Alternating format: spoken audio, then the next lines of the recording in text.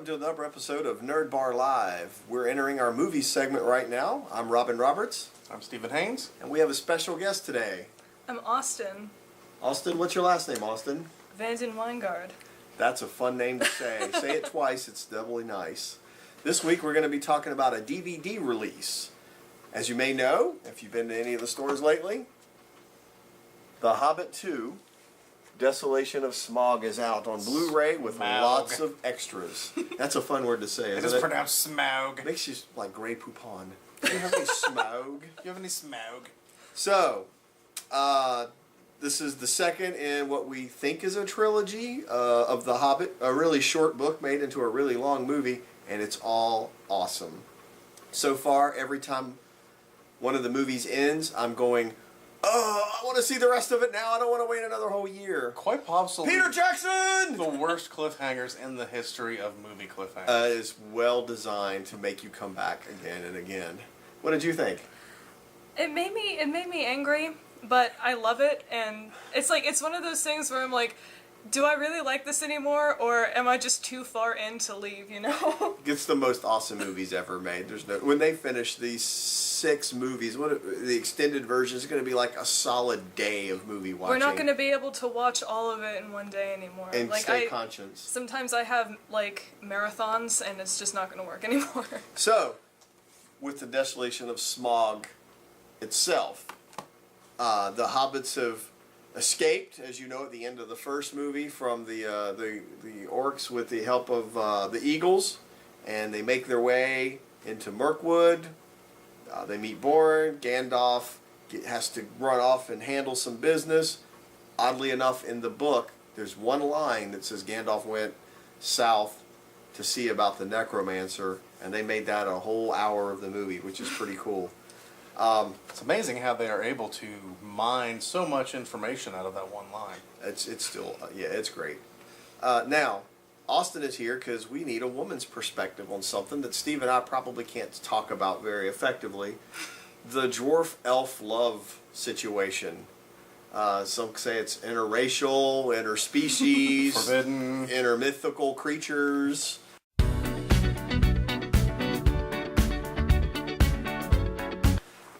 It's a little, it's cool. It's cool to watch, but we wanted to get your perspective.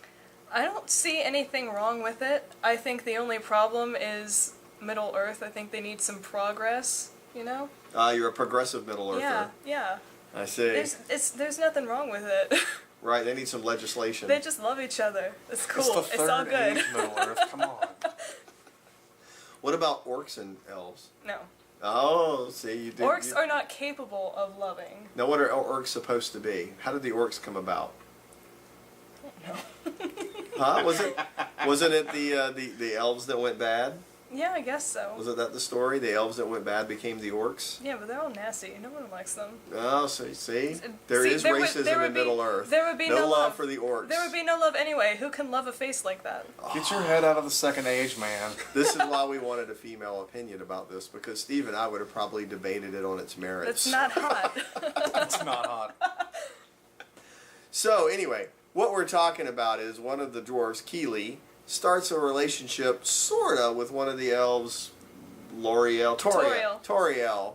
And nothing really happens other than you can just tell, which is like classic Hollywood. Like, the kiss will be the big deal, and we haven't had the kiss yet. So maybe in the third movie we'll get to see that kiss. There was some pretty intense eye contact. Yeah, there's a lot of I love going on there. Yeah, I love. She heals him, Yeah. and she gets to all see his dwarfy goodness. So. He was the hot dwarf. Yeah, he was the hot. If you have to be a dwarf, be Keeley. So, with all that being said, you should check out The Hobbit, Desolation of Smaug, now out on DVD, Blu-ray.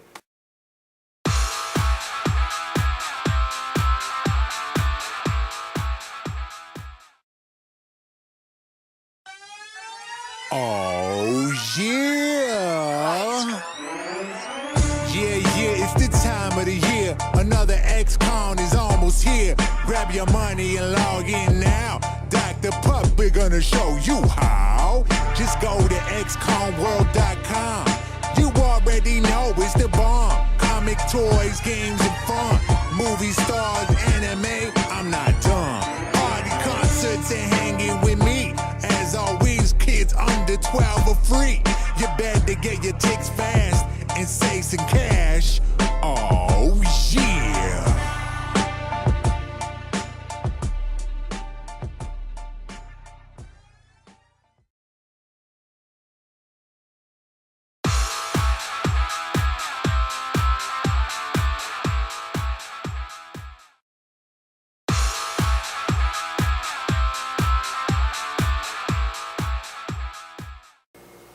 And here we are with this week's segment of games. This week we're going to be talking about a role-playing game, not just a role-playing game, probably the role-playing game. Yeah, this is the game, at least from my opinion, that started it all. I'm sure there's some other game out there that was before this, and you'll tell us all about it in email, and that's fine. We love you. But Dungeons and Dragons, that was the game I started on when I was a kid, probably the game you started on. Yeah, pretty much. Now, give the audience an idea of what it means when we say role-playing game. Role-playing game. Role-playing games are book-based games instead of miniature-based games like we did last week. The books give you a set of rules, they give you the game mechanics, and they give you basic character designs and the places and things that the characters could be doing. And then the game master creates an adventure that the different characters can play based on the rules and the game system. Right, so in a game like Dungeons & Dragons, you can have miniatures and you can play them on a table, or you can just talk and keep track of notes. Use your imagination. The role-playing part is you're playing a role of a character that you've created, and it's a lot of fun, and it does require a lot of imagination. Now what we have with us today is the 35-year anniversary re-release of the Advanced Dungeons & Dragons books. Old school. Yes, also known as second edition sometimes. The Player's Handbook, the Monster Manual, was 1977. The Player's Handbook was 1978. And the Dungeon Master's Guide came in 1979. Now I'm dating myself because I think I remember when these came out. But these aren't the original version of the game. The original version of the game was played in pamphlets, which they've also released a set in a nice hand-carved wooden box. It's too awesome to show you all of it, but I will show you some of the inside of the box because that's just too cool. It also comes with a really cool set of dice that you can only get in this box set. Yes, so why play this game other than the fact that it's really fun? It's a game you can get together with probably 3 or more people. It'd be tough with 2, but 3 or more people can play this game. It's the kind of game where you don't have to be good at it. If you have a good game master or dungeon master as they call it, that person can guide the game to your skill level. And it's about storytelling and a great imagination and having lots of fun. Sometimes you can get a game master that hates you and you die a lot in the game. The game's really about human interaction and like creating stories on top of each other's stories. And you can get attached to your characters and you want to see them succeed and become more powerful within the game. And get really sad when they die. So many good things spun out of Dungeons and Dragons. There were movies, toys, video games, Cartoon. a cartoon. And then at some point, another game very similar to this was born out of it called Pathfinder, which is almost the same game, and I'm sure they would argue with me, and I'm sorry for that as well. But from my perspective, it's almost the same game. I think the difference was, at some point, a company took ownership of Dungeons & Dragons and was kind of stingy with the licensing, so another group of people created Pathfinder and just made it open licensing. Anyone could create supplements for the game, and that grew a lot faster because of that. But there's a resurgence of Dungeons & Dragons coming on right now. In fact, at XCon Comics, we're setting up a campaign to play the old school version of the rules through some of the really old campaigns. All original, all old school. That's right. So come in and sign up. You're going to love it. That's Dungeons & Dragons, the original role-playing game.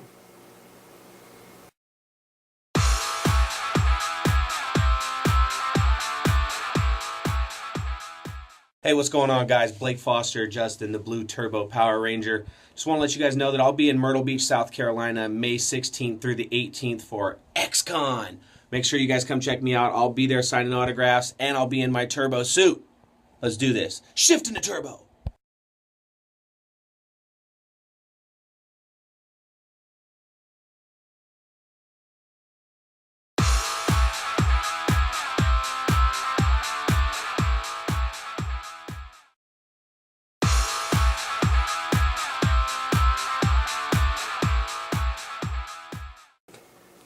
And we're ready for our television segment in this week's Nerd Bar Live.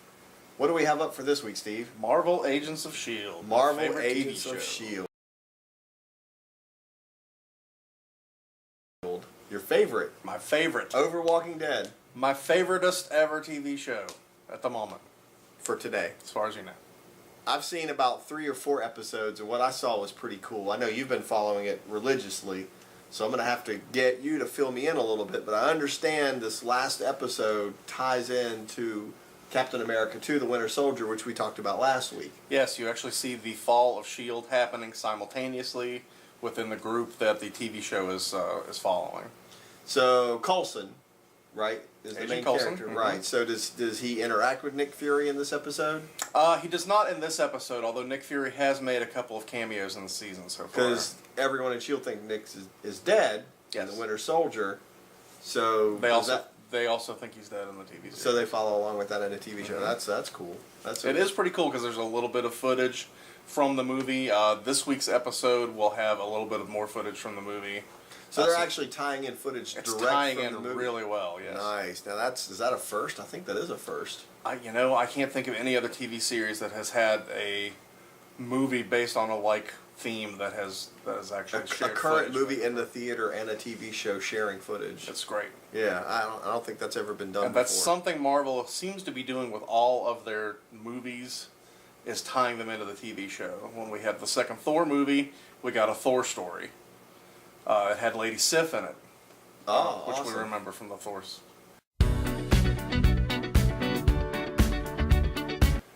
The 2 Thor movies, which was also cool because now you're seeing these movie stars and people that we don't usually consider a TV personality coming onto this TV show to. So Make- Agents make of the S.H.I.E.L.D. has its own story and its own storyline, but it's also filling in some information between movies too. Exactly. It follows the whole Marvel media plan, which seems to be this all-encompassing TV, internet, and movie, Comic books. and comic books. Don't forget the comic books where it all started. And they're all tying in and tying it all together. They're doing a really good job of maintaining that continuity. So if it filled in with Captain America 2, The Winter Soldier, in this last episode, how was Hydra taking place? What you see is the Agents of S.H.I.E.L.D.'s aircraft, which is not a helicarrier, but it's a decently sized plane, get commandeered essentially by the computer, and it's being taken to the headquarters, which is in complete bedlam at that point because all of the Hydra agents are coming out of hiding and taking over. Very interesting. So, of the main cast of Agents of S.H.I.E.L.D., were any of them Hydra agents? As it turns out at the very end of the episode, yes, one of the main characters seems to be a Hydra agent. Ooh. So, There's some doubt. so how is that going to play out in the next episode? That I is a wonder. great question. I'm literally looking forward to seeing how this turns out in this episode. So in episodes leading up to this last episode, is there are several continuing storylines, Yes. but each episode kind of stands on its own as a complete story also. It can. You can watch individual episodes and be satisfied with the story that's within them, but you do kind of want to have the continuity of the whole season also. And this is kind of typical of the writer-director being Joss Whedon. Joss Whedon. This Cool. is kind of his setup. One of my favorites also. Right. He knows how to do this pretty well. Yeah. In fact, if you don't know, he did the Avengers movie, if everybody loved that. Is also responsible for 2 mega hit TV series, Firefly and Buffy the Vampire Slayer. And all the spin-offs that came off of that as Sure. well. So, Marvel Agents of S.H.I.E.L.D., currently on television. New episodes, what nights? Tuesday nights. Tuesday nights. Don't miss it. And come to the comic shop and get your comics.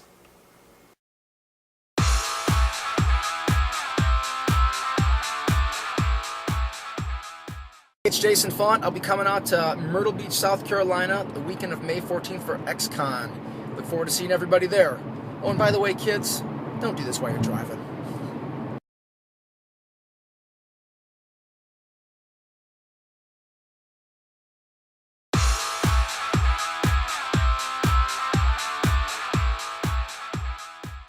And here we are in the comic corner for this week's comic book segment. As always, Steve's going to lead us off with what he's picked out for us to talk about. Steve, what do we have first this week? Well, the first thing we want to talk about is the new Flash Gordon series. Now, I have to smile a little bit when you say new Flash Gordon, because Flash Gordon's probably been in comics for, what, a million years? A million billion years. Yeah, I mean, I think every comic book company has some version of Flash Gordon. So, who's doing Flash Gordon for us this time?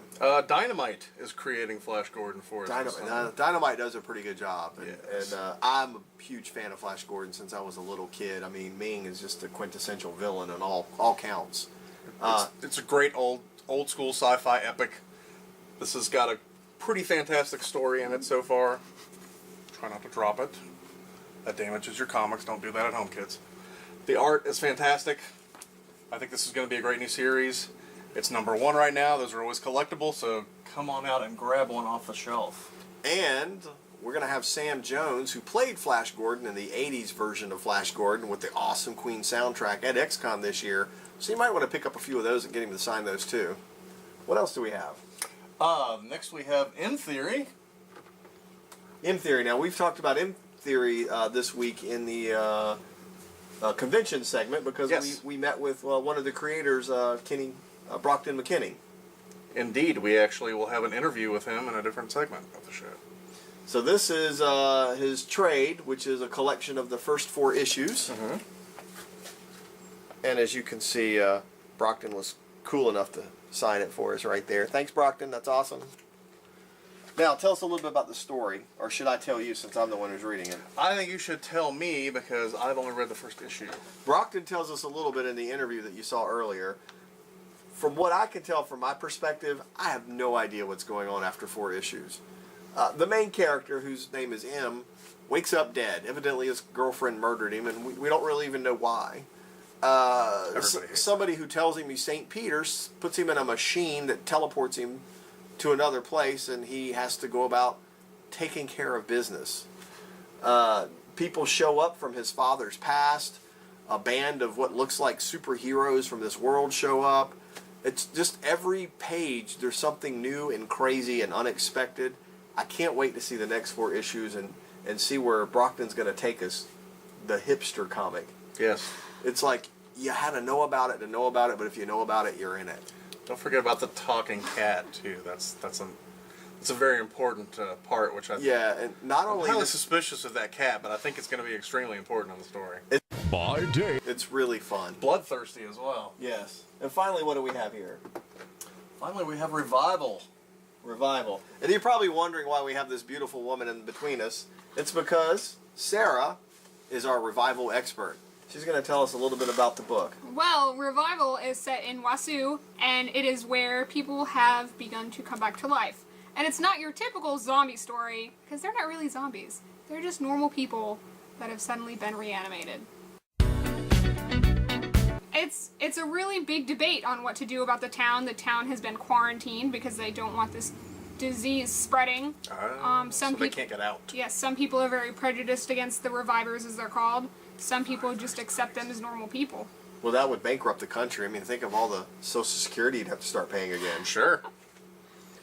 So, who's the main character? The main character is Dana Cypress. She is a detective in the town of Wasu, and she has been put on the case to figure out what's going on in this town, why are these people coming back to life, and how to just make the town okay again. Now, I've read a little bit, and I know her sister is one of the revivers, but not everybody knows that. No, they are keeping that under wraps. She has been, spoiler alert, she has been murdered, and Dana is trying to figure out who murdered her sister while not letting anybody know that her sister was murdered. And does her sister help her solving the murder, or is her sister on a rampage? Her sister's just kind of messing stuff up.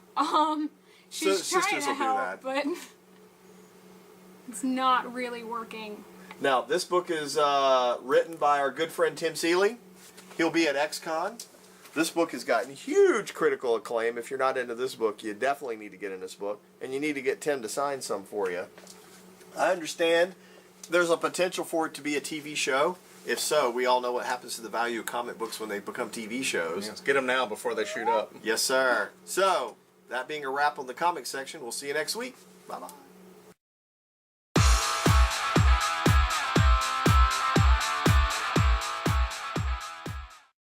Hi, I'm Sony Erlin, and I will be at XCon World May 16th, 17th, and 18th. That's at Myrtle Beach Convention Center. So I will be there. I will have a booth. I will be cosplaying, and I can't wait to meet you guys. So see you there, XCon 2014.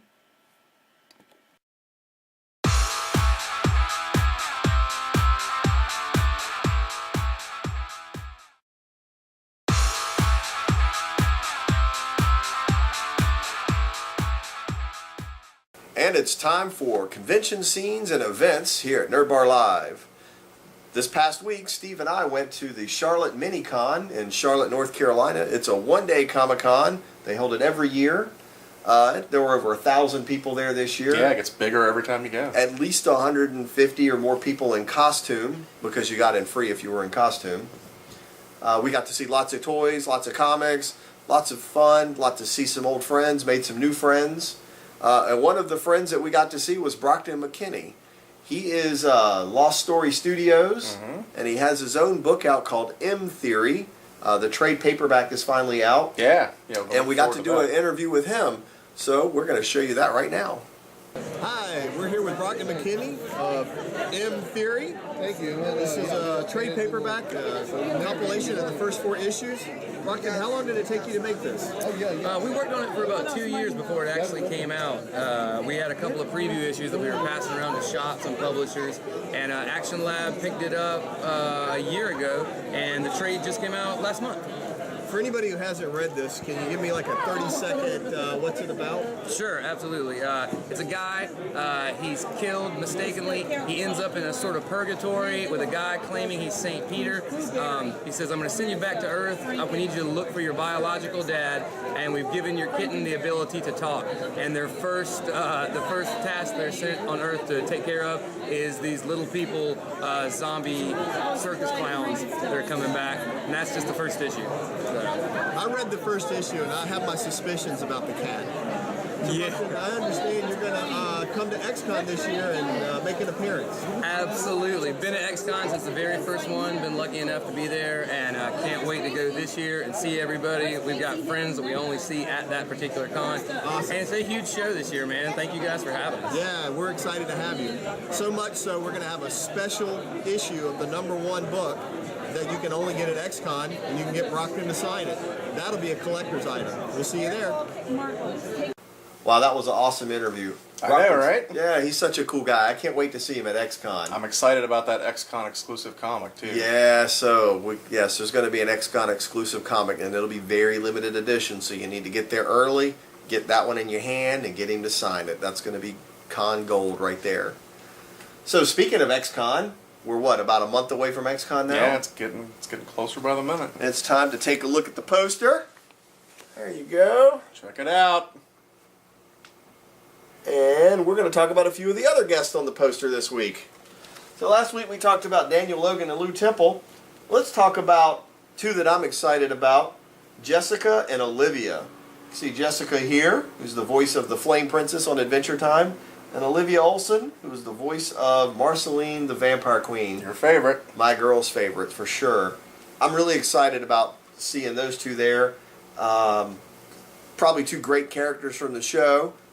And the show is a huge smash hit. Kids and adults like it together.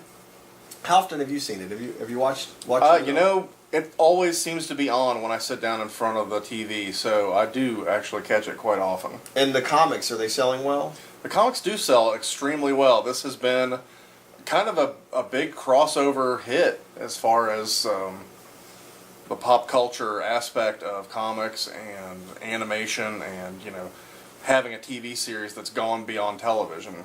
And if any of you've been into any toy store, you know the toys are selling well because they're everywhere. But it's just going to be so cool for me personally to get both of them to do voices on my cell phone. We talked about that last week. Not only can you get your picture with them, not only can you buy an autograph of them, you can get them to do a voice recording on your cell phone. Now down here at the bottom in the corner, not to be left out in the corner, we have Richard Hatch. Who's Richard Hatch? Richard Hatch is from the original Battlestar Galactica series. What 8-year-old me is getting really excited about seeing him.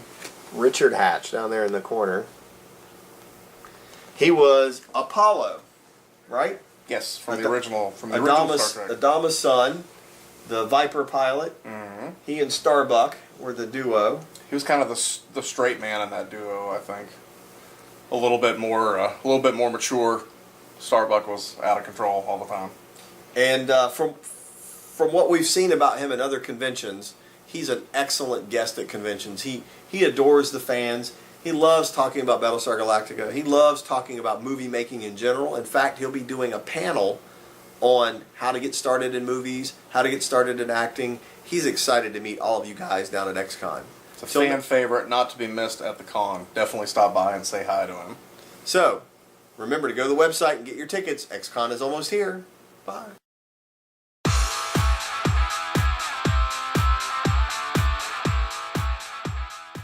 Hello, fellow nerds! If you are in Myrtle Beach, you need to check out XCon Comics on Main Street. It is the heart of the beach. Inside, you will find Nerd Bar, a new concept in nerdy entertainment. XCon Comics is the home of XCon, one of the fastest growing Comic Cons and the biggest in South Carolina. Whether it's comics, games, art, movies, or just something truly unique, XCon Comics and Nerd Bar is the home of what is cool in Myrtle Beach. Check out facebook.com/nerdbar1 for more information. And remember, hot chicks love comics too.